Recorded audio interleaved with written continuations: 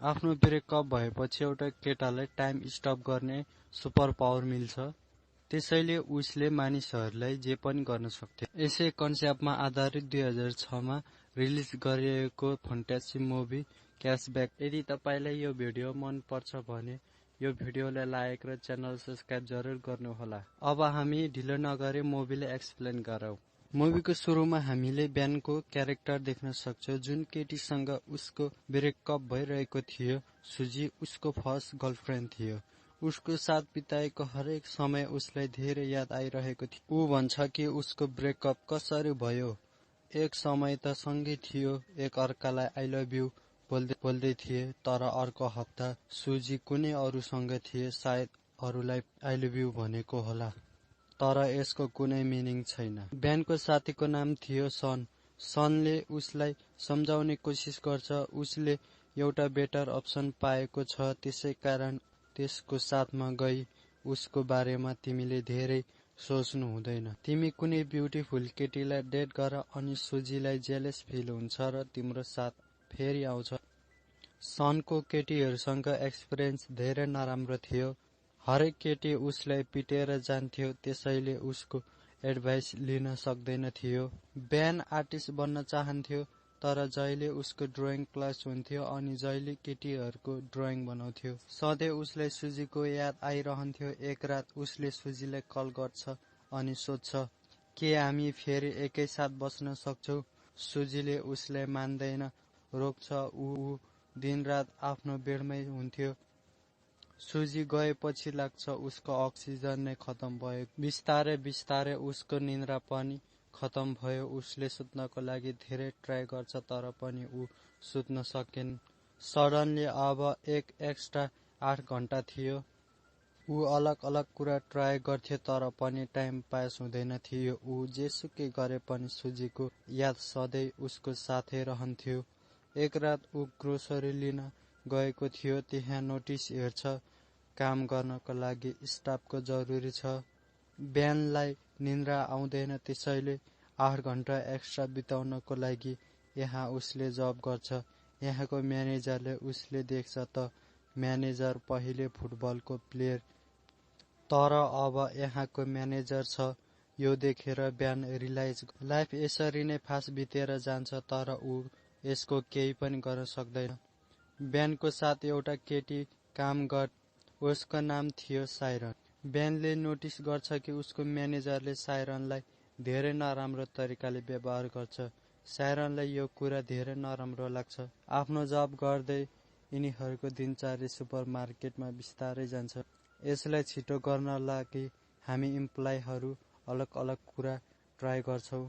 हरेक अलग अलग तरिका हुन्छ। जस्तो कि साइरन कहिले टाइम हेर्दैन। जब ऊ माथि घडीमा हेर्छ त टाइम धेरै ढिलो बितिसकेको हुन्छ। त्यसैकारण ऊ घडीलाई कभर अफ गरेर राख्छिन्। यहाँ काम गर्ने उसको अरू 2 साथी छ, ब्यारी र म्याट। यी 2 सँगै सधैँ गेम खेलिरहन्छन्। कहिले यिनीहरू सपिङ मलमा रेस लगाउँथ्यो भने कहिले केटीहरूको सामानमा केही अलग सामान राख्थ्यो। यसरी नै यहाँ हरेक कोही आफ्नो टाइम पास गर्थ्यो। तर ब्यान भन्छ, मेरो तरिका अलि फरक छ। जब मेरो ब्रेकअप भयो त्यसपछि टाइम पास गर्न धेरै गाह्रो थियो। तब सुपर पावर उसँग आयो। यो सुपर पावर थियो टाइमलाई स्टप गर्ने। ऊ आफ्नो यसै पावरले सबै कुरा स्टप गर्दथ्यो अनि सबै चिज घुम्न लाग्थ्यो। सुपरमार्केटको सबै ब्युटिफुल केटीलाई नोटिस गर्थ्यो। उसलाई लाग्छ कि केटीहरूमा अलग पावर हुन्छ। ऊ जब सानो थियो तब विदेशी केटी उसको घरमा बस्न आएको थियो।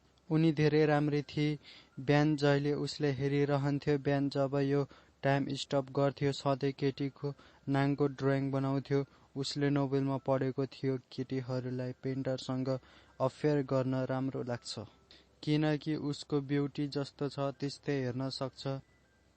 यसरी नै पेन्ट ड्रइङ गरेर बित्यो। ऊ जब अनपज गर्थ्यो धेरै समय बित्यो। भोलिपल्ट ब्यानसँग भेट्न सन आयो। सनलाई थाहा थियो कि ऊ अझै पनि पुरानो गर्लफ्रेन्डलाई सोचिरहेको छ। ब्यानलाई भन्छ, तिमीले चाँडै अगाडि बढ्नु पर्छ। सन सधैँ उसलाई यही कुरा भनिराख्छ। ब्यान यस मोमेन्टको पनि स्टप गर्छ।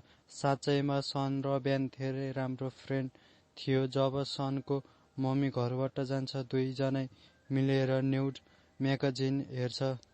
एक दिन जब यी दुई हेरिरहेको हुन्छ, सनको मम्मी फर्केर आएर उनी यी दुईको फ्रेन्डसिपलाई अलग सोध्छ। अब ठुलो रूपमा देखाइएको छ। सन भन्छ, तिमीलाई स्टिफलबेर मेरो साथ जानुपर्छ। यो सुनेर ब्यानलाई आफ्नो पुरानो कुरा याद आउँछ। उसको एरियामा एउटा केटी थियो जो पैसाको लागि न्युड हुन्थ्यो। उसको फ्रेन्ड लाइन लगाई उसलाई भेट्न जान्थ्यो। यसपछि हामीले देख्छौँ अर्को दिन ब्यान र साइरनको नजर हेराहेर भएको थियो। लकर रुममा साइरनलाई भोक लागेको थियो, त्यसैले ब्यानको स्यान्डविच माग्छ। स्यान्डविचको पिकल साइरनको गालामा लागेको हुन्छ, जस्तो कि रोमान्टिक फिल्ममा हुन्छ। त्यस्तै रोमान्टिक सिन यिनीहरूमा हुन्छ। यो मोमेन्ट ब्यान बित्न नदिन चाहन्थ्यो, यसलाई फ्रिज गरेर राख्न चाहन्थ्यो, तर साइरन त्यहाँबाट गइन्। ब्यानले केही पनि गर्न पाएनन्। उसलाई यस्तो लागेको थियो कि साइरनको नजिक आएर साइरनलाई लाइक गर्न लागेको छ। तब उसको फ्रेन्ड डिस्कस गरिरहेको थियो। म्याट भन्छ, आज मैले साइरनलाई डेटको लागि सोधेको थियो। म्याट यसको लागि धेरै उत्साहित थियो, तर ब्यानलाई धेरै नराम्रो लागेको थियो। ब्यान मनमनै भन्छ, सधैँ मेरो साथ किन यस्तो हुन्छ? जसलाई पनि लाइक गर्छु ऊ टाढा हुन्छ। ब्यान जब सानो थियो आफ्नो टिचरलाई पनि मन पराउँथ्यो, तर टिचरसँग केही पनि हुन सक्दैन। ब्यान अर्को क्लासमेट थियो। ब्यान उसलाई लाइक गर्थ्यो। एक दिन त्यो केटीको एक्सिडेन्ट भयो। उसको हातको प्लास्टरमा हर कोही चित्र कोर्थ्यो। ब्यान भने जहिले उसले हेरिरहन्थ्यो। त्यो केटीले ब्यानलाई अप्रोच गर्यो। ब्यानले पनि उसको प्लास्टरमा साइन गर्छ। जब त्यो केटीको प्लास्टर निकाल्छ, उसको हातमा कपालको रौँले भरिएको थियो। सबैजना उसलाई जिस्काउन थाल्यो। ऊ एक्लै पर्यो। तब उसको पास आएर बस्छ अनि भन्छ, तिमी जस्तो छौ त्यस्तै राम्रो। त्यसपछि यी दुई गर्लफ्रेन्ड बोयफ्रेन्ड बनेको हुन्छ। एक दिन ब्यानले उसलाई स्कुलको पछाडि बोलाएको हुन्छ। ब्यानको नजिक आएर सोध्छ, के तिमी मलाई किस गर्न चाहन्छौ? ब्यानले भन्छ, भोलि तिमी यही मसँग भेट। भोलि स्कुलमा कोही पनि हुँदैन। भोलिपल्ट बिदा भएकोले डाकेको हुन्छ। भोलिपल्ट ब्यानले धेरै नै पर्खिन्छ, तर ऊ आएन। पछि ब्यानलाई थाहा भयो कि त्यो केटीको अर्को ठाउँमा ट्रान्सफर भयो भनेर। फेरि हामी प्रेजेन्टमा देखाइन्छ। ब्यान र सन बात गरिरहेको हुन्छ। ब्यानले साइरनको बारेमा सनलाई बताउँछ।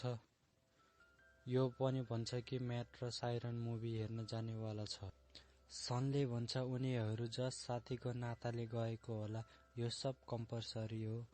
ब्यान जब भोलिपल्ट काम गर्न जान्छ, तब म्याट आफ्नो साथीसँग साइरनको बारेमा कुरा गरिरहेको हुन्छ। ऊ भनिरहेको थियो कि ऊ र साइरन हिजो राति फिजिकली क्लोज भएको थियो। यो कुरा सुनेर ब्यानलाई धेरै नै ब्याड फिल हुन्छ। यसै समयमा उसको म्यानेजर पनि आउँछ। म्यानेजर भन्छ, मैले पुरानो साथीसँग ब्याट लगाएको थिएँ। उसको टिमको विरुद्ध हामी सबै फुटबल खेल्नुपर्छ। यस फुटबल म्याचमा म्याटलाई सपोर्ट गर्नका लागि साइरन पनि आएकी थिए। यिनीहरू कसैलाई पनि फुटबल खेल्न आउँदैन थियो, त्यसैले धेरै नराम्रो तरिकाले हार्दै गएको थियो। विपरीत टिमको 26 गोल भइसकेको थियो, जुन धेरै गोल हो। यसलाई जित्न नामुमकिन थियो किनकि ब्यानको टिमको 0 थियो। अब ब्यानलाई धेरै बोर हुन लाग्छ। टाइमलाई उसले फेरि स्टप गर्छ। ब्यान हामीलाई भन्छ, मलाई सधैँ यहाँ सेफ लाग्छ, कोही पनि उसलाई डिस्टर्ब गर्दैन। ब्यान क्याफे एरियामा जान्छ अनि केही आवाज सुन्छ र वरिपरि हेर्न लाग्छ। त्यही बेला एकजना केटा अनफ्रिज भएर भाग्छ। हामीलाई थाहा हुन्छ ब्यानको जस्तो पावर अरूसँग पनि छ। घुमेर फेरि ब्यान म्याचमा फर्किन्छ। उनीहरूको लास्ट गोल थियो। म्याटले जोडले किक हान्छ। म्यानेजरको नाक फुटाइदिन्छ। रगत धेरै भएकोले उसले म्यानेजरलाई हस्पिटल लैजान्छ। म्याटले ब्यानलाई भन्छ, साइरनलाई घरमा छ। त्यहाँबाट ब्यान र साइरन कफीको लागि आउँछ। ब्यान साइरनलाई सोध्छ कि तिमी र म्याट डेट गरिरहेको छौ। साइरनले भन्छिन्, यस्तो केही छैन, एज अ फ्रेन्ड मुभी हेर्न आएकी थिए। बेनलाई यो कुरा सुनेर धेरै राम्रो लाग्छ। साइरनको बोयफ्रेन्ड थियो, उसँग ब्रेकअप भएको 6 महिना बितिसक्यो। बेन पनि आफ्नो ब्रेकअप बारेमा उसलाई सुनाउँछ। यी दुई एक अर्कालाई अझै राम्रोसँग चिन्छन्। साइरनले भनी, नाइटमा म स्पेनिस सिक्छु। उसलाई फरक फरक ठाउँ घुम्नु छ, त्यहाँको मान्छेको बारेमा जान्नु छ। स्पेनिस सिकेपछि सायद ऊ त्यहाँ गई पढाएकी। उसलाई साउथ अमेरिका पनि धेरै राम्रो लाग्छ। ऊ त्यहाँ पनि जान चाहन्छन्। उसले बेनलाई आफ्नो ड्रिम्सको बारेमा सोधी। बेनले भन्छ, मलाई ड्रइङ बनाउन धेरै राम्रो लाग्छ। सायद एक दिन उसको पनि आर्ट ग्यालरीमा एक्जिबिसन होला। साइरनले भन्छ, म सधैँ एक आर्टिस्टसँग भेट्न चाहन्थ्यो। ऊ वर्ल्डको कुनै पनि ब्युटिफुल देख्न सक्छ। यो कुरा बेनको धेरै राम्रो लाग्छ। बेनले साइरनको घरमा छोडिदिन्छ। यी दुई किस गर्नेवाला थिए, तर सही तरिकाले हुन सकेन।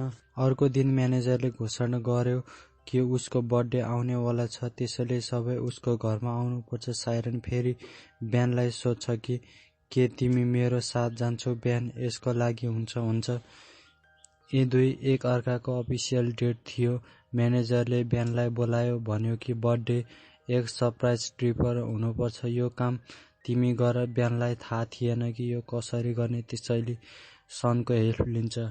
सनलाई यो सबै बारेमा धेरै नै नलेज हुन्छ। उसलाई एक पबमा लिएर जान्छ अनि त्यहाँ एउटा केटीसँग बात पनि गर्छ। त्यो केटीले भन्छ, म त्यो रात धेरै नै बिजी हुन्छ, मेरो एउटा फ्रेन्डलाई त्यहाँ पठाइदिन्छु। हिजो राति पछि बेनलाई हरेक ठाउँमा साइरन नै देखेको थियो। ऊ टाइमलाई स्टप गरी जहिले पनि उसको ड्रइङ बनाउँथ्यो।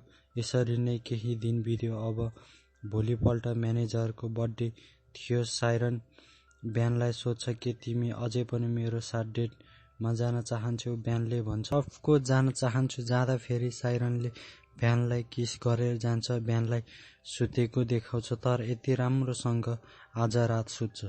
भोलिपल्ट उठेपछि उसलाई आर्ट ग्यालरीबाट कल आउँछ। बेनको ड्रइङ धेरै राम्रो लागेको थियो, त्यसैले उसलाई भेट्न बोलाएको थियो। बेन यसको लागि धेरै नै एक्साइट हुन्छ, तर उसको फ्रेन्ड म्याटर बेरी मजाक गरेको थियो। रातमा निकै राम्रोसँग रेडी भएर साइरनकोमा पुग्छ। साइरनलाई आफ्नो आर्टको गुड न्युज बताइदिन्छ। उसलाई पनि धेरै राम्रो लाग्छ। यी दुई पार्टीमा आउँछ। बेन यहाँ सुजीलाई हेर्छ। पार्टीमा उनीहरू अर्डर गरेको स्ट्रिपर पनि आउँछ। त्यो त्यही स्ट्रिपर थियो जुन बच्चामा सन र बेन हेर्नका लागि जाने गर्थ्यो। सन मौकाको फाइदा उठाउँदै उसलाई डेटको लागि सोध्छ। सन जहिले पनि केटीलाई गलत कुरा गर्थे, तर यो केटीले पनि उसलाई पहिलेदेखि नै चिन्दथ्यो। उसको पनि आजबाट लभ स्टोरी स्टार्ट हुन्छ होला। पार्टीमा बेन वासरुम जान्छ। त्यहाँ सुजी पनि बसिरहेको थियो। सुजीलाई साइरनको साथ देखेर नराम्रो लाग्छ। ऊ रियलाइज गर्छ कि बेन उसका लागि पर्फेक्ट छ। ऊ फेरि बेनलाई आफ्नो बनाउन चाहन्छ। बेन उसमा कुनै पनि इन्ट्रेस्ट देखाउँदैन। उतापट्टि म्यानेजरसँग बात गर्न लाग्छ, ह्यारेस गर्न लाग्छ। यसै कुराले साइरन पार्टीबाट निकल्न लाग्छ। जब उसले माथि हेर्छ, त्यही मोमेन्टमा सुजी बेनलाई किस गर्न लाग्छ। अर्को मोमेन्टमा बेनले उसलाई छोडेको थियो, तर साइरनले हेरेन। साइरन रिसाउँदै त्यहाँबाट गइन्। बेन रियलाइज गर्छ कि साइरनले के सोचेको होला भनेर उसले टाइमको स्टप गर्छ। सोच्यो कि अब साइरनलाई के भन्ने। यसरी उसले टाइमलाई 2 दिनसम्म स्टप गरिराखेको थियो। जब टाइम अनपज गर्छ, साइरनलाई मनाउन सक्दैन। बेन उसलाई भेट्न गयो, तर साइरन उसको केही पनि कुरा सुन्दैन। फेरि बेनलाई निन्द्रा आउन बन्द हुन्छ, जस्तो कि हामीले पहिले देखेको थियो। बेनको फ्रेन्डले उसलाई फेक कल गरी आर्ट ग्यालरीमा भेट्न बोलाएको हुन्छ। बेन साँच्चै नै आर्ट लिएर त्यो ग्यालरीमा जान्छ। यहाँको एजेन्टसँग कुरा गर्छ, तर उसको कुनै पनि अपोइन्टमेन्ट थिएन। फेरि पनि यहाँको एजेन्टले उसको ड्रइङ देख्छ। उसलाई बेनको ड्रइङ धेरै मनपर्छ। उसले बेनलाई एक मौका दिन्छ। अब उसको एउटा आर्ट सो हुनेवाला थियो। यसको इन्भिटेसन बेन साइरनलाई दिएर आउँछ। यो एक्जिबिसनमा बेनले साइरनको जे जति पनि ड्रइङ बनाएको थियो, सिर्फ यही मात्र लगाएको थियो। यी सबै निकै नै ब्युटिफुल थियो। बेनसँग एक आर्ट एजेन्ट कुरा गर्न लाग्यो। भन्छन्, मलाई तिम्रो ड्रइङ निकै राम्रो लाग्यो। ऊ न्युयोर्कबाट थिए। उसलाई निकै ठुलो अपर्च्युनिटी दिन सक्थे। बेनले नोटिस गर्यो साइरन पनि यस एक्जिबिसनमा आएकी थिइन्। आर्ट एजेन्ट बेनलाई सोधिरहेकी थिइन्, फ्युचरमा तिमी के गर्न चाहन्छौ? बेन भन्छ, म साउथ अमेरिका गएर ट्राभल गरेर ड्रइङ गर्नेछु। एक्चुअलीमा यो साइरनको ड्रिम्स थियो। उसलाई साउथ अमेरिका ट्राभल गर्नु थियो। त्यसैले बेन पनि उसैको साथ ट्राभल गरी ड्रइङ बनाउनु चाहन्थ्यो। साइरन आफ्नो सबै ड्रइङ देखेपछि बेनलाई माफ गरिदिन्छ। बेन फेरि उसलाई सरी भन्छ। फेरि साइरनले भने, तिम्रो सबै ड्रइङ देखेर मैले सबै थाहा पाएँ। बेनले सोध्यो, के तिमी मलाई ट्रस्ट गर्छौ? साइरनले भन्छ, म ट्रस्ट गर्छु। साइरनलाई उसले आँखा बन्द गर्नु भनी भन्छ। उसलाई किस गर्छ। त्यही मोमेन्टमा उसले टाइमलाई फेरि रोक। जब टाइम स्टप भयो, बेनको साथ साइरन पनि आसपास घुम्न सक्थ्यो। बाहिर हिउँ झरिरहेको थियो। यसै मोमेन्टमा उसले किस गर्छ। यसैको साथ यी दुईको लभ स्टोरी स्टार्ट भएको थियो। बेन हामीलाई भन्छ, लाइफमा धेरै मोमेन्टहरू हुन्छन्, ती यसैबीच तर तपाईँ आफ्नो लाइफको सुन्दरता एप्रिसिएट गर्नु छ भने त्यस समय मोमेन्टलाई कहिले पनि खेर जान नदिनु। यसै ब्युटिफुल मेसेजको साथ यो मुभी समाप्त हुन्छ। आशा छ तपाईलाई यो मुभीको एक्सप्लेन मन पर्यो भनी।